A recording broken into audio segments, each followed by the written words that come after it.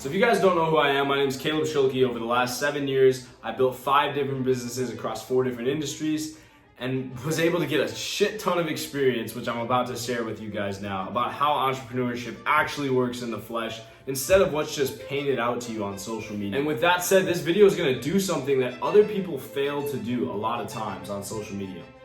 They actually don't give you any sort of actionable steps. They tell you, what you're doing wrong and where you're supposed to be, but they fail to inform you on what are the actual things you can do that will create a sense of progress and rolling action from one thing to the next. So in this video, I'm gonna set things straight. I'm gonna give you 5 big key focus areas and actual steps to take to optimize your life. Because if you have something you want to do and there's something that you want to achieve, there's a clear path forward and you just need to find it. So again, something about myself, when I took a year off college and I was just in the trenches, right, out of a relationship, just going through it, working on my first business, Daredevil Athletics, I really just struggled with understanding how finance worked, and it was really scary to honestly invest money in big projects for the business, new drops, new inventory, marketing efforts, things like that. You see, everyone shouts out books, and I would honestly too, like Rich Dad Poor Dad or The Barefoot Investor is a really great one to just build foundational knowledge about the topics of money and how assets and appreciation and depreciation and tax benefits and liabilities and all the major concepts. That leads me into the first point, financial literacy. If you want to scale your business to any point, you need to understand how money is coming into your account and leaving your account. And that comes from understanding how the flow of money happens in the greater economy and how it implements itself into your business. So honestly, there's a ton of free resources to do this. I'd recommend just asking ChatGPT to teach you about money if you don't have a lot of money. Or honestly, the big resource that I would shout out is meetup.com. They offer free meetup events to teach you webinars and different important lessons on how major concepts work, and a lot of times they'll give you free resources to use. It's a big resource I used when I was trying to learn about real estate. Or you guys obviously just keep following this channel and you get all the great benefits of being in this community, or join my community. I would also start using apps like Credit Karma or Mint or Monarch as well, which I personally use to monitor your personal expenses and just get comfortable managing your cash flow. You see, your business is essentially, at the end of the day, if it succeeds, a greater amplified version of your personal earning, because you're taking what you know and you're leveraging that to more people and providing a greater service than if you just serve people individually. And so any flaws in your personal finances are going to amplify in your business because you failed to lack understanding of how these things actually had an effect on you. I want you to study your financial statements. I want you to download templates of a profit and loss statement, balance sheet, or cash flow statement. These are the 3 primary statements you can find with a business. You can look them up on Google and get templates for them. Just practice filling them out with either real or hypothetical numbers. I want you to mainly do, a statement of cash flows to represent your personal finances. So you can start to understand what different areas of your life you're spending money on and categorize those to get a better understanding of, okay, what areas do I need to improve? With that, you can start to develop a personal budget, which I literally still use an Excel spreadsheet for, and I think it's honestly just the best method of listing category and expense and the amount. And list the planned amount and the actual amount each week, and you can slowly start to see a trend of where your money is actually going. That's the best free way I would say out there to track your finances. And with that said, just build a habit of being financially ready and financially alert. So that comes from checking your bank accounts, all of them, every day to see if there's been any change. Sometimes you wake up and you have no idea how money got into your account and how money left your account. Until you start getting a pulse of it, you won't start understanding what things are actually costing you money. And that's the first step. All right, now that we've gone over some financial tips, I want to get into the greater, more psychological aspects of owning a business. Number 2, marketing and sales. Holy shit, this is one of the biggest concepts you could ever explore with a business because it's the most profitable. It's where you are literally making money. You're selling things or services to someone else, so you better be damn good at it. I guarantee that it's very hard to find some sort of learning resource on the internet as long as it's credible and by a good source that's gonna teach you something and have it not be a good investment to your lifelong earnings. So first, I would learn things like copywriting. So study copywriting basics with resources or courses to improve how you communicate with your audience. You can use YouTube tutorials, and I can put more out later, or just look at other channels. but I want you to focus on the big players. For instance, for wholesaling, right? One of the biggest names out there is Jerry Norton. And so when I built my wholesaling company that I still have operating to this day, I clicked on all the links in bio for his profile, as well as 5 or 6 other major players in the industry, and I saw what their funnel was for converting traffic into their courses, their network, and all the other aspects of their community that they like to pitch. With that said, I slowly started to understand the copywriting language and how that worked in the industry that I want to pursue to be able to do the same thing for my clients. So now that I don't run Daredevil anymore as a clothing brand, I did look at that time, a lot of the big players in the industry, went on their websites and their landing pages to see what are the big texts and big marketing statements they're making to really attract and convert their customers from just being visitors. Also, anybody can do this. Another part of this step, I want you to start building a brand on social media, either for yourself or for your business, but ideally both. Start by creating small but consistent content online. Ideally, it's easiest to do for yourself because everybody knows who you are. You don't have to tell everybody what you're about. Just start working with the traffic you already have on your personal account and start giving people a greater insight into what your life looks like and what you're doing on a day-to-day basis. When you get comfortable learning how to not only create content, but to edit it, to post it, and to get engagement spiked on it, you start to understand how people go from viewing things to actually being interested in buying them. But with that said, I also want you to study the customer profiles. You can do this by converting your Instagram account to a professional or business account. And honestly, I really don't give a shit if you have entrepreneur in your bio or, influencer, whatever you're gonna be. If people are judging you on that, they're really fucking stupid. I want you to convert your account right now, or pause the video, to a professional account on Instagram. Do it!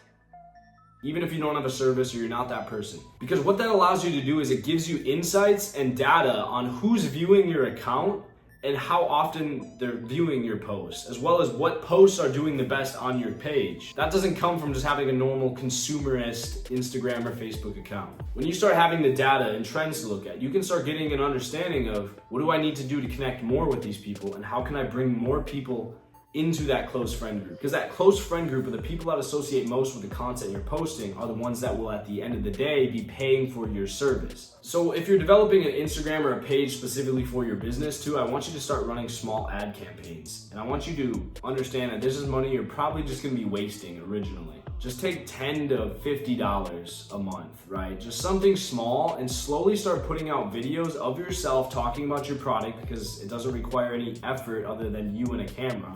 And I want you to start paying to put that out into the public. When you get that Google ad or the Facebook traffic or the Instagram pixel stuff or TikTok pixel, you slowly start understanding what types of people find your stuff engaging and what trends in your types of content you can increase or improve or continue the engagement at the highest levels that were achieved on your ads. The big thing is people are always guessing what other people like about them, but why would you rather not know from just paying a little bit of money or getting out there or looking at the actual data? With that said, that leads into number 3, understanding psychology and human behavior. So something I did to really start getting an understanding of sales was to understand how people think and how they convert themselves from being visitors to customers. So the books I wrote down that I read were Influence, The Psychology of Persuasion by Robert Cialdini, which is an amazing book. I studied this one at university too, as well as Thinking Fast and Slow by Daniel Kahneman. These books give you greater insights into what people do and what actions lead to them building trust and greater engagement with your brand. You can look up just book summaries and not waste your time or buy it by just going on other YouTube channels or asking ChatGPT's voice mode or text mode to teach you about that topic if you don't have a lot of time. But again, I'd really recommend giving it a read. I want you to dive into consumer behavior courses, again, on meetup.com because people offer free lessons, or just go to YouTube videos that teach about those topics like mine.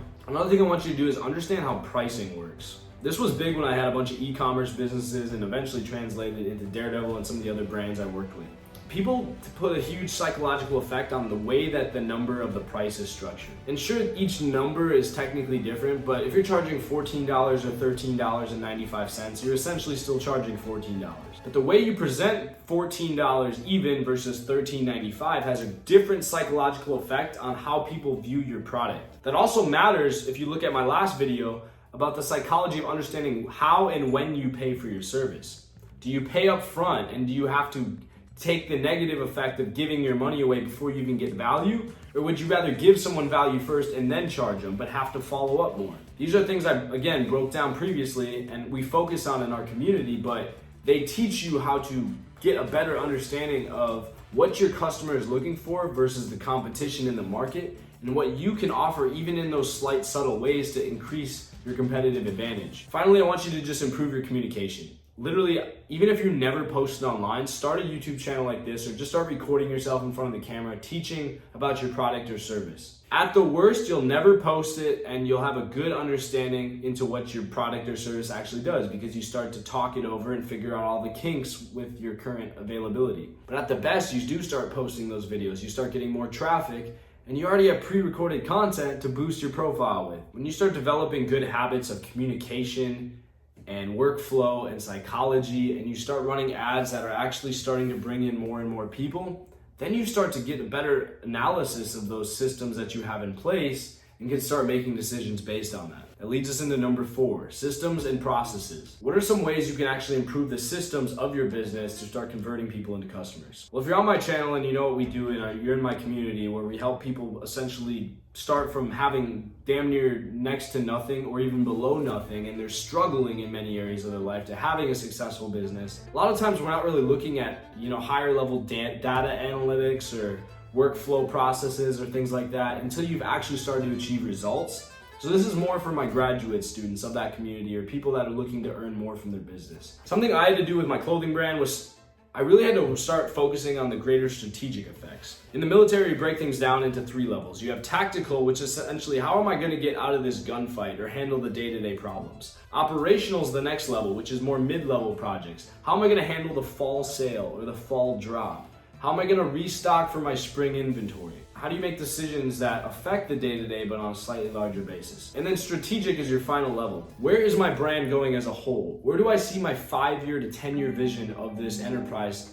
wrapping up? What do I want to achieve in terms of revenue goals, clients, etc. When you start mapping your workflow, you start to understand how you are and how you aren't meeting your objectives. There's 3 automation tools that I love the most for integrating with your business. There's Zapier, there's Trello, and there's Asana. And these 3 are great systems that I would explore just to automate tasks and manage workflows more efficiently. You can start by automating something simple like emails or task reminders. If you don't have any money or don't want to do that, literally just talk to Siri on your iPhone.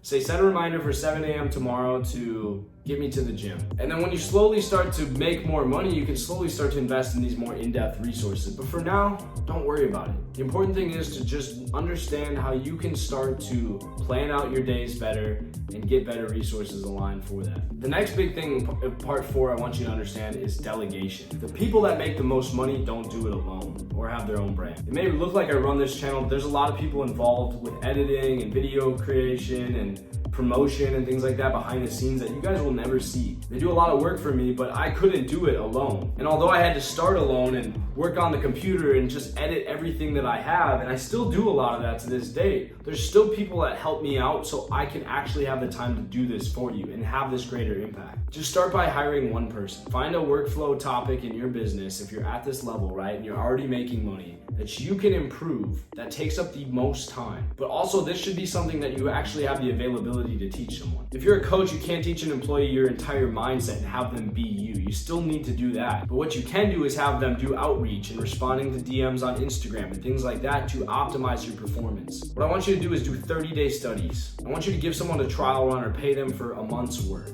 I want you to look at how they perform and how the revenue in your business increases or decreases based on the service they're helping you with. If you're just getting started, use the 2-to-1 rule. If the money you're paying this person is doubling your revenue or increasing that area of your business by 2 times, if otherwise it was just you, then you're making the right decision outsourcing that. For instance, with my wholesale business, I have somebody handling closing and handling negotiating the deals with the sellers of these real estate properties. In addition, I also have my lead generation and cold calling outsourced, so all I have to do is manage these people instead of doing all the calling myself. At the end of the day, I can hit a lot more customers and I can scale my business a lot faster because I'm not doing that work. And sure, that takes money to do, but When you have the means to, you should start scaling as soon as possible. Number 5, I want you to understand emotional intelligence. Now, this is kind of a controversial one because some people think it's not important at all, but I think it has a very high impact on what you do. The best way to have emotional intelligence with your business and connect to your customers is to do it outside of business, because that's essentially your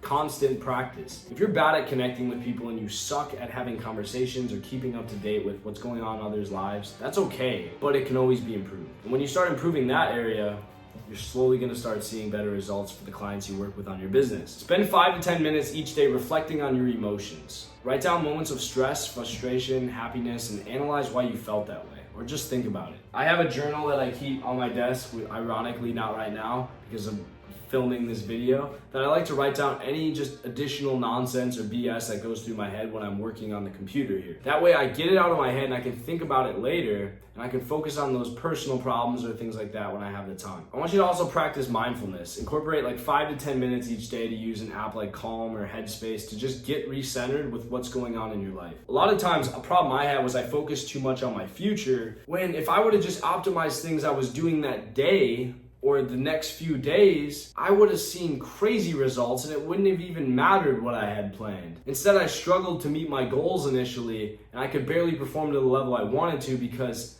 I wasn't spending enough time in the now. That's what mindfulness actually achieves. If you want a free way of doing this, just go take a walk each night for 20 minutes. I do it from about 8:50 to 9:10 each night before bed. I just don't bring my phone. I just let myself think about whatever I want to think about. You know, maybe it's relationship or girls that I'm talking to, right? Or it's like just common ideas or trends I'm seeing in my life, or just things I didn't give myself the opportunity to think about during the day. That also makes it easier to write down shit in a journal and just leave it be. You can bring that with you on the walk. I would recommend reading Emotional Intelligence by Daniel Goleman or The 7 Habits of Highly Effective People by Stephen Covey, both of which are going to offer practical tips for managing your emotions and those of others. So here's how you can improve in emotional intelligence. Ask someone in your life. Ask a friend that you care about, that you trust, hey, do I suck at communication? Am I a bad friend? Say, I want you to be honest. I'm not gonna get hurt by it, but this is literally just to help me improve, so anything you say is gonna help. Am I a good texter? Do I respond when you need me to? Am I there when you need me to? When you start to understand in what areas you're giving enough attention to the people in your life or not,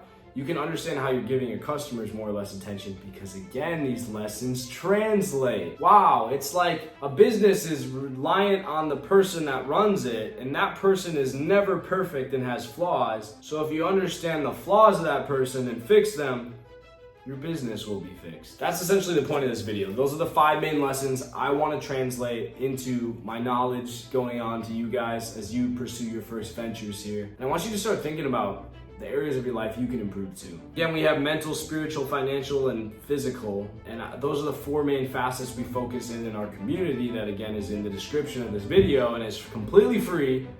It's only really hurting you if you don't take advantage and sign up for it. But start thinking about those major facets of your life and where you can start improving. In addition, follow and start getting education in those areas I just pointed out, and you will see substantial improvement in your business. Trust me, I do. Until next time, I know it's a long video. We'll see you.